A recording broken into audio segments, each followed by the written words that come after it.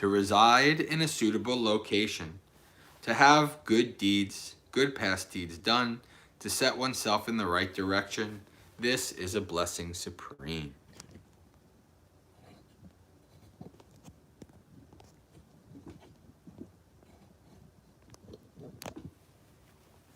Okay, friends?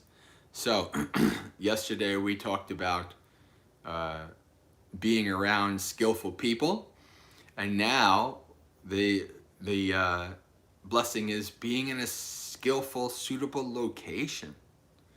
Right? This is something that is important, right? We, if there are some people who are in the world who really are not in the best place to be able to listen and practice Dhamma.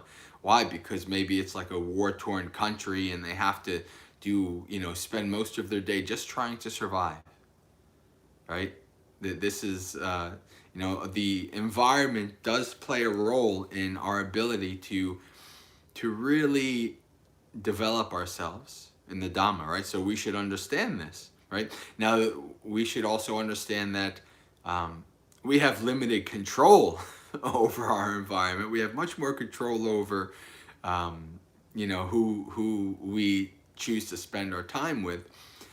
We have less control over our environment, but still, we should understand that our environment, just like the people around us, the environment around us also affects us, right? That's why if we have a messy house, right, we have a messy mind, and we have, Ajahn Chah and all these forest monks are always big on like sweeping things, making sure everything's clean and stuff like that, right? Because it affects our environment and it affects our mind.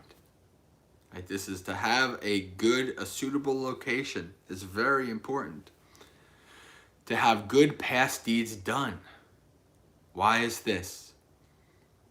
Why? Well, it's because our mind is very negative.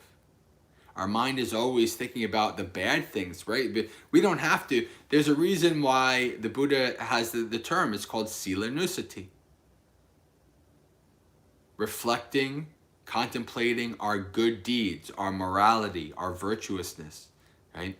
The Buddha does not have asila nusati or akusala nusati, meaning, reflecting on your bad deeds. He doesn't have that.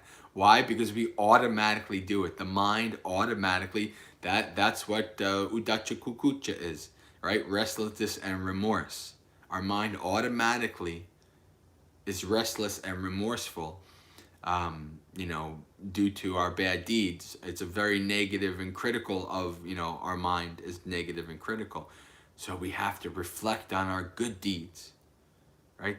Having good deeds is actually a blessing as well, right? What if you're such a person where you have very little to no good deeds done in your life that you can't even you can't remember? It's like, oh, when did I do a good deed? I can't even reflect on any because I can't think of any, right? So that's also a blessing. To set oneself in the right direction. So you're choosing to hang out with wise people, not foolish people. You're doing your best to set your environment to being a skillful one, right? You are doing your good deeds and reflecting on it. That's all setting yourself in the right direction. That's setting the groundwork for skillful practice, skillful living. That's setting the groundwork for sukha, happiness, right? Setting the groundwork for the development of the practice, development of the path. So these are all very, very important blessings, right? And so they're not, this is the other thing about this sutta, MahaMangala Sutta. It's not just like these just magically appear like, oh, I'm so happy that all these are this way. No, these are actually things that you work on and you do as well, right? These are choices you can make,